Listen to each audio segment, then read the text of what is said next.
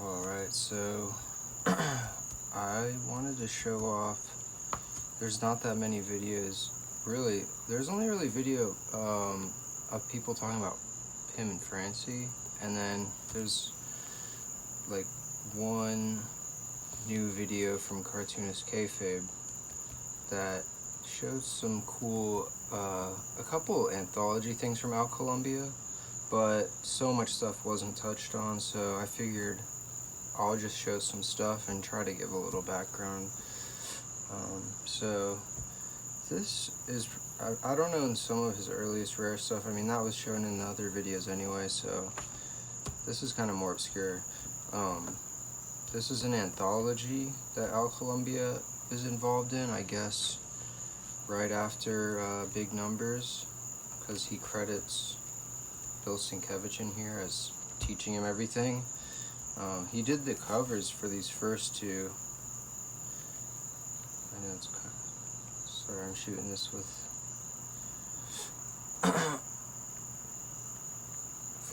light because I'm spooky.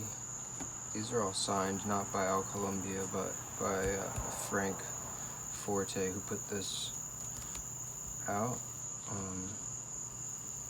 Alright, so yeah, this first one, I think it's him on the cover. He's using a different name, Lucien. I don't know why. I'm not sure if he did that anywhere else, but in the second one he uses his regular name, so let's see. And so first page, see, it's credited as Lucien. Very strange. And the comic that he has in here is a collaboration with two people, Bliss and Frank Forte. I'm not sure who Bliss is, but if you know, comment. So this stuff's pretty wild. It's obviously before he developed his style that he's known for now. So just this page, I think he did this. I can't say for sure. This page, awesome. Very Bill Sienkiewicz-esque, Dave McKean. Everything else in here is kind of silly. I'm not gonna say it sucks or anything. It's just, honestly, most of it's wannabe Al Columbia stuff, basically. This one's actually not signed, but I'm like 99% sure it's him. I don't think any of the other guys in here are that good. This, I don't think it's him, but fuck. He's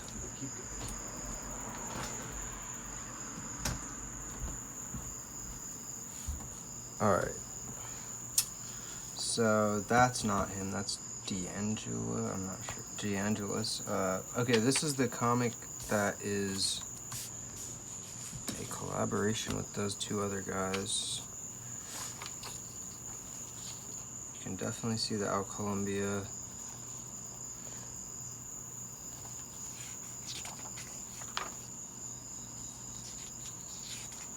Spooky dookie.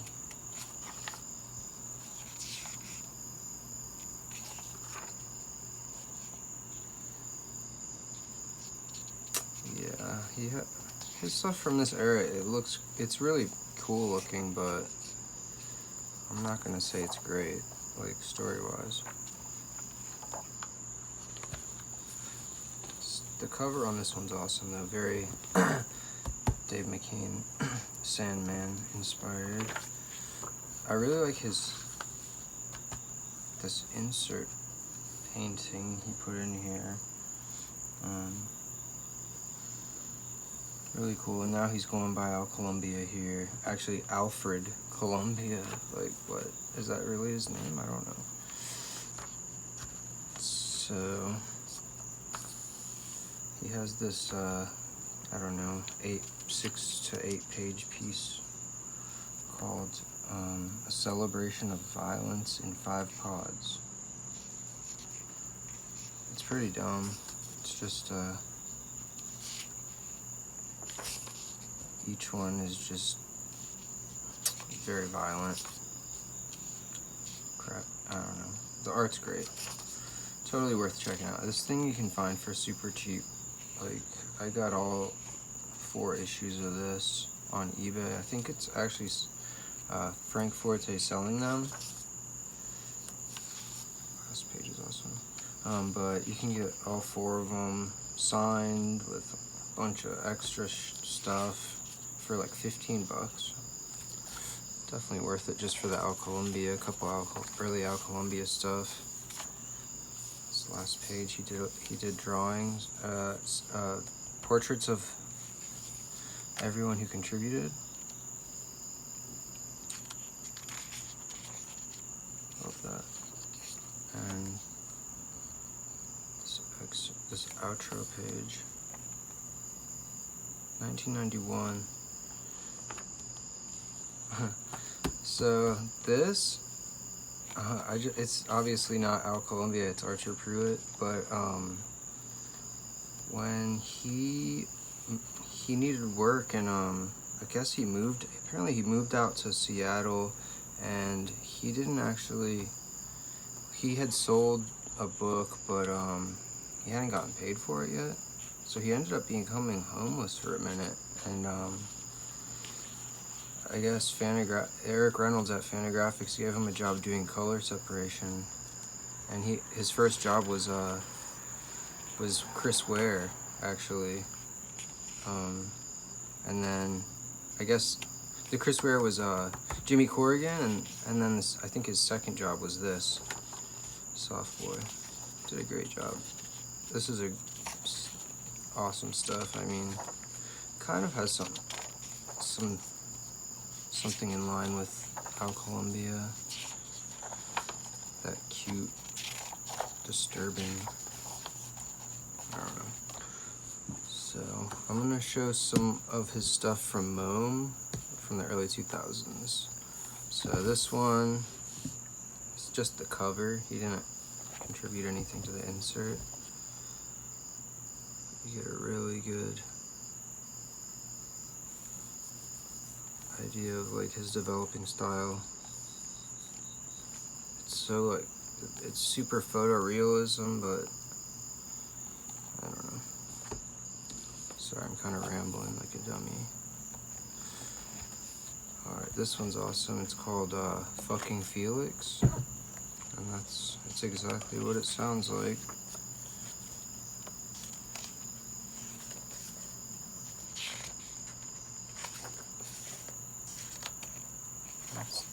That's it.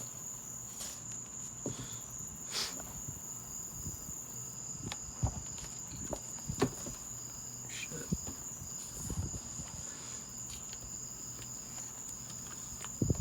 This is really cool. So,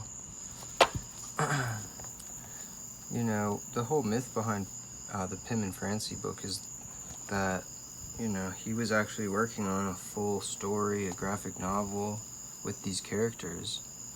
And I kind of always thought it was bullshit. Maybe, I'm not sure. But this kind of confirms it when you look back through the stuff he was working on here. I mean, this stuff's not, actually this piece is in Pim and Francie, but like different. It's not in color. But you see like he was really working on something real.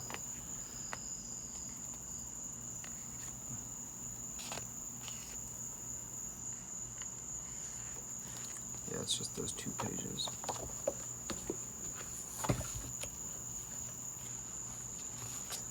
Another one. I don't have all the Momes. I think this is most of the stuff that he did contribute to Mome now. This chopped up people. Some of these images appeared in the Pim and Francie book, I think. That one.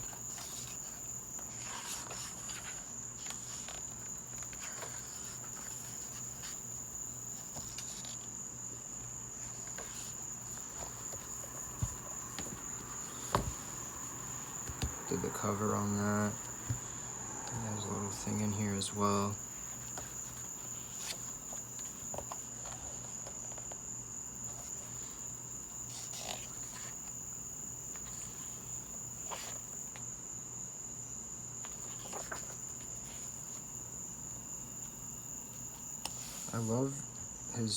I love all his styles, really, but the photorealistic stuff is just mind-blowing. Like, it's psychedelic in the sense of how real it is. Like, it doesn't look like a human could have done this.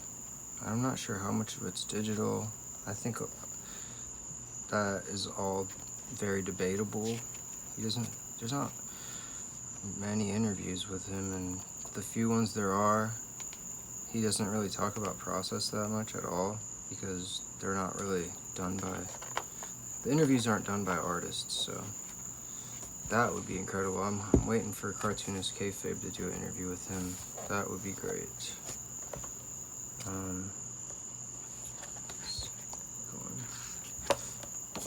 But if you haven't listened to it, I highly recommend checking out his Ink Studs interview.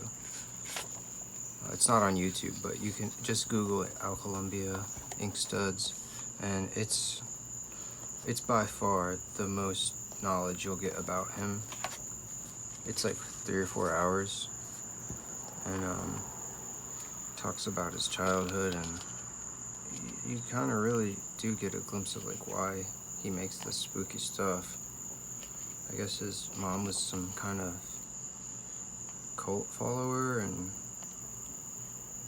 he ended up getting raised by, I'm not sure, his friend's parent. He was an orphan essentially, and he doesn't talk about it too in depth, and I don't want to, blast the guy's life. I don't know, but he's a really interesting person. Say that. This is just a anthology that Fantagraphics did for a while. He just did a wraparound cover.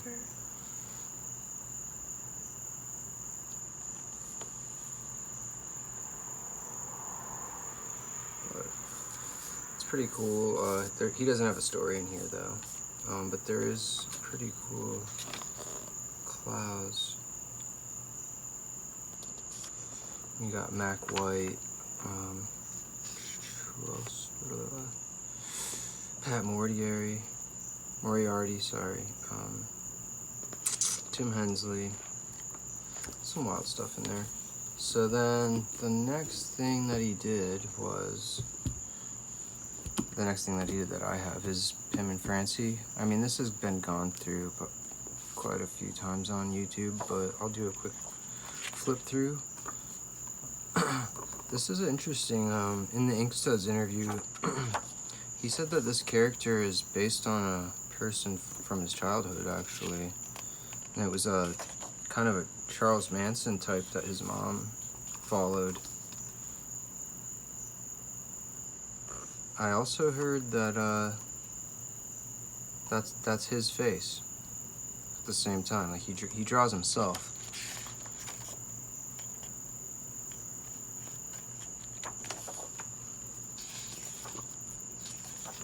Like he has that spooky face, like the smile, and that's him.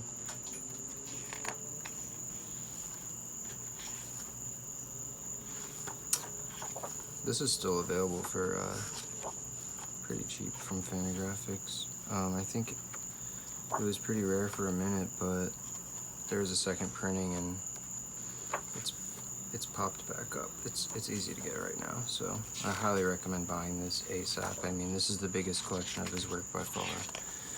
There's a ton of his book. He's worked on so many projects that never came to fruition, sadly. I mean, I'm glad that this one at least somehow was put forward. I mean, thank God for Eric Reynolds. This would have all just been tossed. See, yeah, there's that piece I was showing, but it's cut up differently. So then I'll move to the next. I believe this is the next thing. Mirror Mirror 2. put out by 2D Cloud. This is a great horror anthology. Genuinely pretty spooky stuff. Amazing, amazing lineup of artists in here. Lala Albert, Clive Barker, Simon Hanselman, Aiden Koch. This video game art's really cool. Obviously, this is not all Columbia, but skip ahead.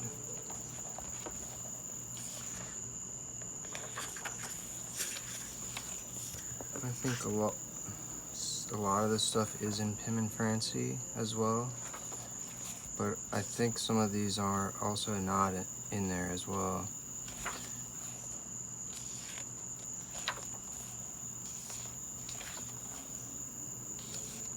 Regardless, highly recommend checking out this book. Great stuff. Who edits it? Julia Grafoffer? I'm not sure how to say her name, but she's a great artist and she edits this. She at least edited this volume. I think it's different every time. And then he's been doing a couple covers for now from Fantagraphics, the new Eric Reynolds edited anthology. It's okay anthology. I mean, it's hit or miss for me. A lot of artsy fartsy comics that are just kind of unreadable, but it's great being able to get this Al Columbia art for so cheap. And then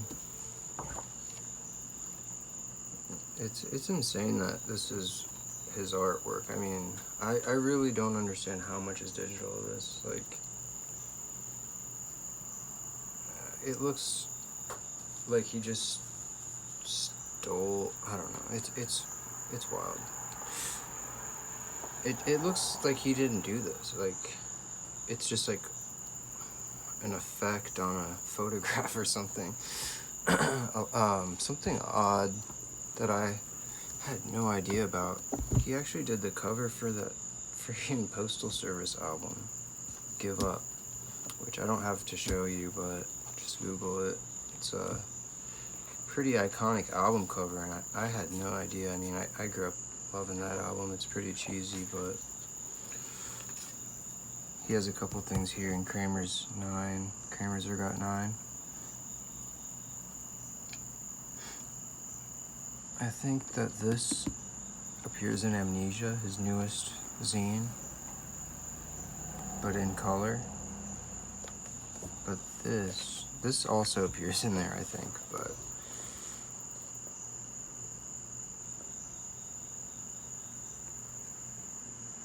beautiful.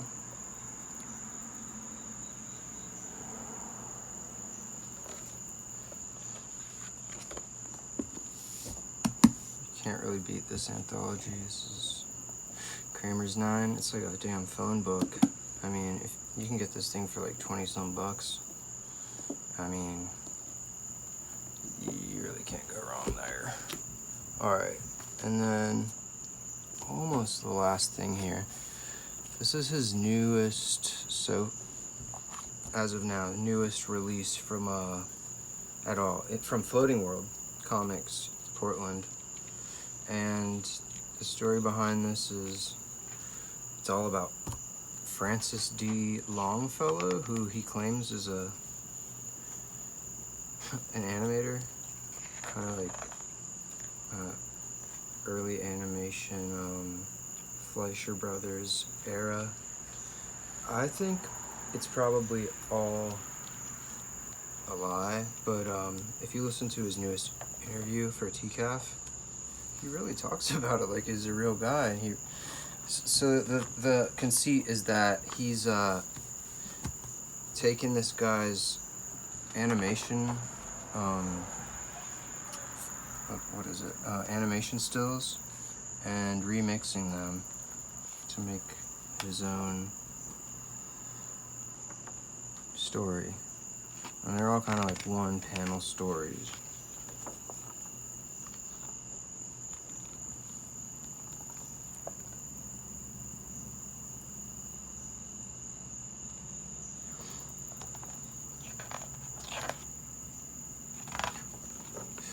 if you Google Francis D. Longfellow, this is the only thing that comes up. But, man, the way he talks about it is so convincing. I mean, I don't think the guy's that good of an actor, but maybe he is. I don't want to go through this whole thing because you should buy it. But I'll give you a good tease.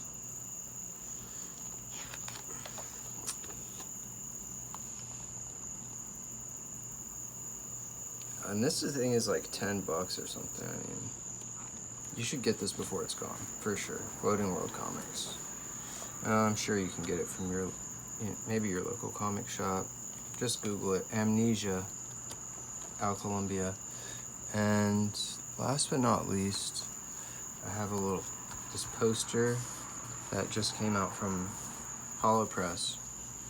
And so they're about to put out a reprint of the Biologic Show. I think next year or later this year. And then they're also putting out his new book, supposedly.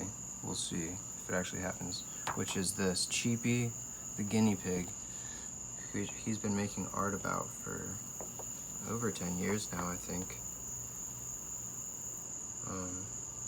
The thing about Al Columbia is like he's so prolific, yet puts out so little work. I think he's a perfectionist to an extreme level, and he does talk about the power of destroying his art. He puts in so much work, and then he'll just destroy it. Which, I mean, I guess there's a power to that, but I don't know. It's kind of frustrating. I mean, there have been quite a few projects that have come and gone. Belladonna was supposed to come out, and you can find some of that original artwork for sale now. I think he had a deal with IDW. He was supposed to put out something with Drawn and Quarterly, and just none of that happened. But this is, I highly recommend, this might still be available. It's like 30 euros, but it comes signed. Super tiny, and it's kind of hard to, it doesn't even look like, I don't understand how he signs that small. He's just a magician. But yeah, a signed fucking Al Columbia poster for $30. You can't really beat that. Unfortunately, it does come folded though. But anyway, thanks for watching. And I'm kind of low energy because it's late at night, but I figured I would make this. And anyway, have a good night.